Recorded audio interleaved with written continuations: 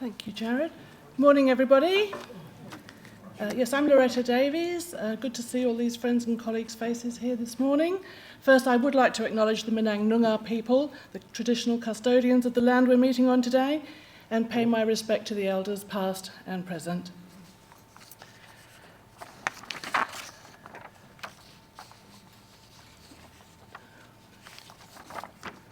Now, the conference theme that I'm looking at, I'm talking to you today about shared culture, valuing all perspectives.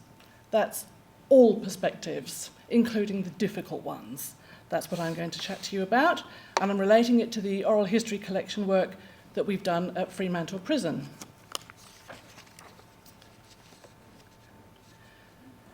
So Fremantle Prison operated from the 1850s until 1991. By the time it closed, there was already a museum there.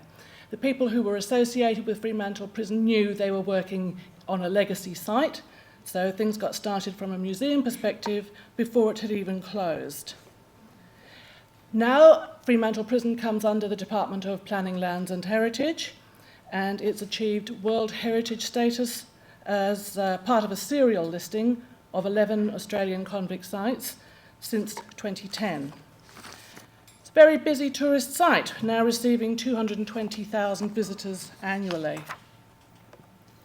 Now, at the prison, an oral history program was started almost immediately after it closed, while memories were still fresh and people could still be contacted. Over the next 30 years, interviewers talked to prison officers and superintendents, to prisoners, to staff, art tutors, psychologists, resident families. Now at Fremantle Prison there are about 75 oral histories, about half conducted by Fremantle Prison staff and about half added by agreement with State Library. We're still growing the collection. In 2023 there were oral histories with video added, and at the moment we're investigating doing an oral history with a hydrogeologist who led investigations to remediate the major diesel leaks in the water supply found under the tunnels at Fremantle Prison in 1991. Some people might remember the worry about polluting Fremantle's water supply when there was diesel, a lot of it found in the tunnels. So it's still growing. But people out there don't know about oral histories. This is the collection in my local library. I've checked. These have never been taken out. Soon their CD format may be pretty much unusable. I do know also of one 8-hour-long oral history interview with a very prominent politician in a regional collection. It has never been listened to. So many organisations do hold oral histories. State Library has 19,000 hours of interviews with more than 7,000 people. But are they being used? Are they known about? Or are they a stagnant resource requiring regular transfers? Many would have been recorded to cassette. They may have progressed onto floppy disks, CDs and DVDs. Now they may be digital files, or they may be unplayable. All of them require staff time, resources, and spaces to store. They need to have searchable transcripts, preferably in Word, and to be available online. Are oral histories worth it if they're not getting used? Let's have a look at the future. Are they wasted? Well, I suggest it's up to us to make sure that they're not. They should be the most authentic version of history, more so than any written secondary material. They're not objective, of course. These are stories told in people's own voices, their vocabulary, their emphasis, their context. So they're very one-sided perspectives, but they are authentic. How do we go about making much better use of them? It's called the internet, folks. So, at Fremantle Prison, we've had a good look at the resource we all have access to, the internet, and we began the Voices of Fremantle Prison project. First question, which voices from Fremantle Prison would be the most interesting out of our collection to put on the website? I also suggested that on a website the maximum attention span would be about 1 minute. So we've put together the first Voices of Fremantle Prison as part of the major website. They are quite grim, the ones we've used so far, but they are authentic. Just like the prison itself is grim. Each story is about 20 years old, and in different ways, the speakers are talking about first impressions. I'm going to play you some, but a little warning here. This is not Bridgerton. This is quite challenging sometimes. So this is what it looks like on the dedicated page on the Fremantle Prison website. And here are the first 4 Voices of Fremantle Prison, and a brief warning, and then there's a brief description, and then off we go.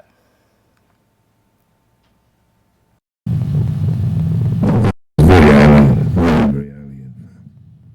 I remember going into the reception, and mind you, I've been in the reception a few times, but then they take your clothes off you, all right, your shower.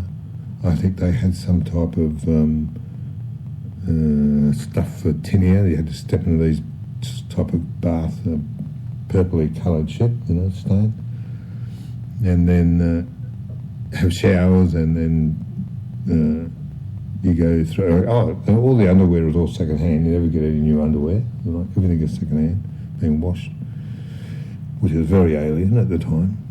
And then you're constantly ordering around, move, and basically you've just been doing what you're told, because you don't want to get in the shit. And then you marched off. So that was the first one that we put up, first impression on arrival at reception, as it's called, at Fremantle Prison. One more. Well, my initial thought of the place when I got taken out of the prison van is I thought, holy, and looked around a bit, and all you seen was great big walls, a bit of yard, and that was it. It thoroughly shook me up. I didn't know what to do, what to think. But I'd done what I'd done, so I had to pay the price and grin and bear it. Well, I just said about the click, click and the door closing and the key turning. The first night that I was here, I heard those same noises, and I tell you what, I cried all night. I was only a kid. I couldn't even see out the window, I was that short. And it was just something that I'd never want to go through again. It is quite grim, isn't it? But it's absolutely authentic. No interviewing and writing up of a book is going to equate to that sort of story. So they're grim, they're thought-provoking, and they are authentic. Now, the stories on the website are easy to find. We've also started putting up access to these stories on the website from around the prison site. So, as well as the landing page on the website, there's a QR code, the displays around the prison where people are sitting watching a documentary film, or they're just browsing or waiting for a tour to begin. So it's all linked. Another audio grab, a prisoner who was told he was going to the prison new division. I think he thought new division might be all shiny and new. No, it wasn't. And a warning, this is quite disgusting, but it's also authentic. Here we go. Entering the prison, I just realised how big it was, but how old it was. But the thing that was stayed in my mind the most was the description. Look at the cells. They put me in a cell, the first cell I was in, and I'd lay down in the bed and I'd look to my left. Somebody who ever been in the cell had been picking the nose and wiping the bullies on there. And there was that many of them, I can literally guarantee you there was hundreds of them, right where my head is. And I never even, I think I was in the cell for 2 or 3 days, I didn't even clean them up, And I thought, the cells are quite disgusting. But they weren't in the best condition. Whoever lived in the cell prior to me, the cells weren't cleaned up after that person left. He'd obviously been in there for a long time because he had hundreds of boogies that he decided to wipe on the wall. But it was the only description was very disgusting. I did warn you. And I'll play you one more of the prisoner audio grabs. And this is a prisoner who was already a hardened criminal as juvenile. From a distance? It was scary. I mean, in Riverbank Institution, which was very hard at the time, Freo was a threat. You'd be going to Freo, you were going to jail. They would do things to you in there, and all that type of crap. It was a threat, so it was scary. And when I came into the worst division at the time, which was New Division. Why was that the worst? Because all the other divisions have been established. Long-term prisoners are in there. These were just short-termers, drug slagons, as they used to call them, going for 3 or 6 months. And it was filthy. It was a filthy division. Nothing about it was nice. Not that you can have nice divisions. Nice prisons. Nice prisons, yeah. But it was filthy. That's it, don't worry. No more of that flavour. So, a couple of questions that I can answer here. When the grabs went up onto the website, we recorded 660 people listening in the first month. So I thought that was quite good. And if anybody else is interested in turning oral histories into audio grabs in a similar way, obviously I've got some software recommendations I can make for you. So the website is started, the social media is started, going well and very agile, very good for promotions and engagement and surprising people. Next is telling those stories accessible by QR code at the specific site within the prison that they're talking about. So I've played you some about reception and New Division. Another site where we have a lovely oral history relates to the prison doctor's family home. Now, a little girl growing up there probably didn't realise the seriousness of the blokes who lived just at the back of the prison doctor's family home. And as well as being asked to hand over vegetable seeds, because the long-term prisoners were growing vegetables, she also was asked to hand over, would you believe it, kittens. The prisoners wanted kittens. Now, at first I thought something absolutely horrible was going on, but no. I said to my aunt one day, we used to drop these seeds down on the string. And she said, and it wasn't only seeds either. You had this little basket, you dropped kittens down there too, because the cat was very prolific.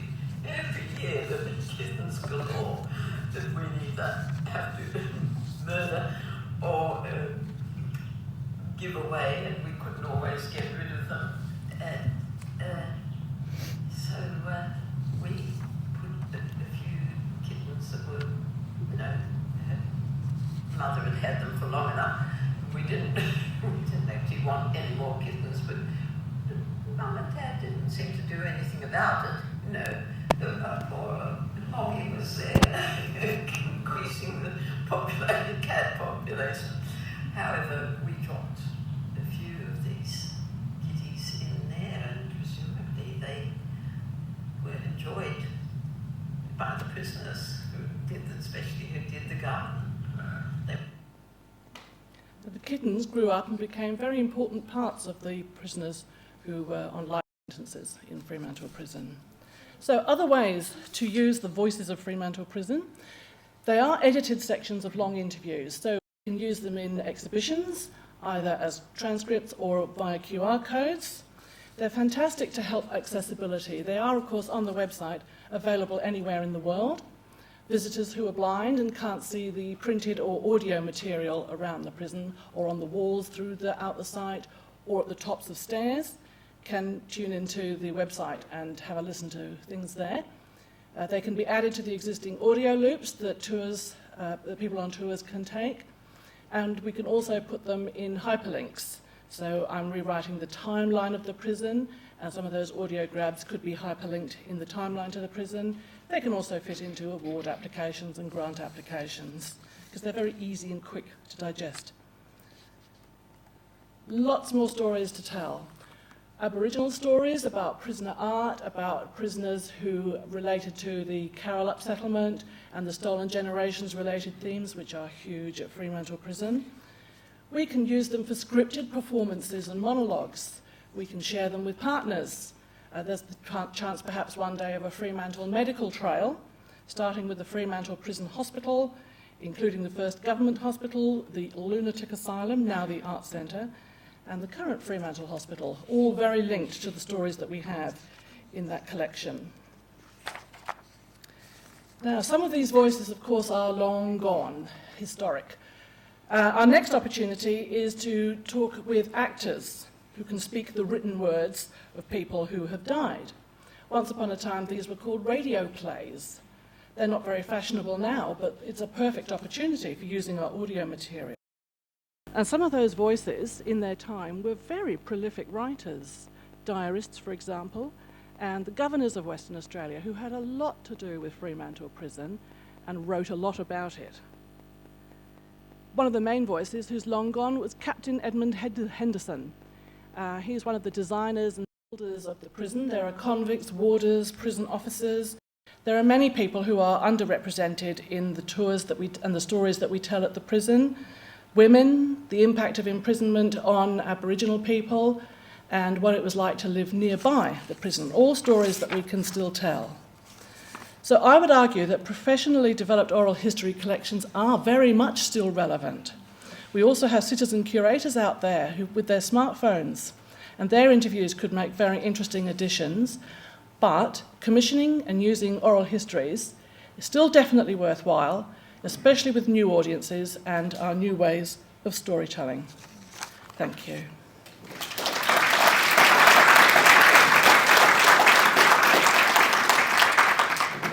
Any questions? Right at the back.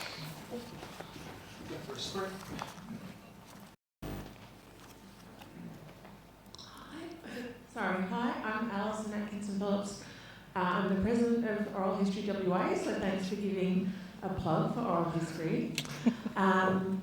You used the word authentic a lot, and I think obviously those of us who are really passionate about oral history, that is one of the things we get excited about, is the emotional connection that hearing a person's voice can have, and that allows us to connect with the past. Can you talk a little bit about some of the ethical challenges of taking 1 minute out of a whole interview? I was really pleased towards the end, one of the clips you played included the dialogue between the interviewer and the interviewee. But when you're pulling out 1 minute clips that are designed to be really engaging and connect with people on a website, you're also kind of disentangling them from a person's whole life story and whole conversation that was part of that interview. And I wondered if you had given any thought to making some longer excerpts available for people who do want to spend the time, who might be kind of hooked in by that 1 minute and want to spend the time to listen to a bit of a longer life story. Thanks, Alison. That sounds like a really ideal scenario, to have your original, to have a longer excerpt, and to have the audio grab.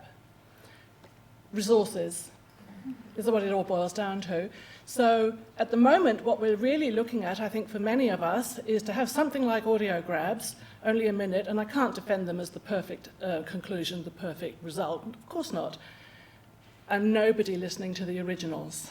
So we're much better off than if we had just left it as the originals.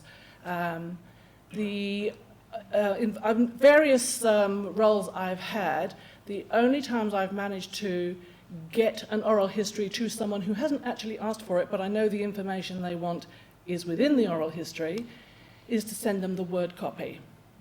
But there is nothing like listening to the audio, short, medium or long, to stimulate the imagination, hook them in, and hopefully they'll come back and ask for more, and we'll be very happy to give it to them.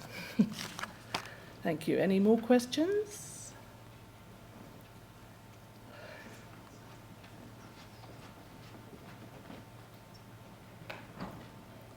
Yeah, you might say that our correction services haven't improved much from those days in some respects. I'd say with visitation, tourism to Fremantle Prison, with the new visitor centre in Freo and the cruise ships that resuming starting 2 night stays in Fremantle, do you get much visitation or support from the tourism industry in Freo and generally across the broader spectrum to visit Fremantle Prison with the tunnels and the convict history? Not my role, but I can tell you, as I mentioned, 220,000 plus visitors in the last financial year. It goes all the time, and yes, people do come from the tours, as well as being expertly run by specialists in the heritage field. I can assure you there's an expert marketing and tourism team as well.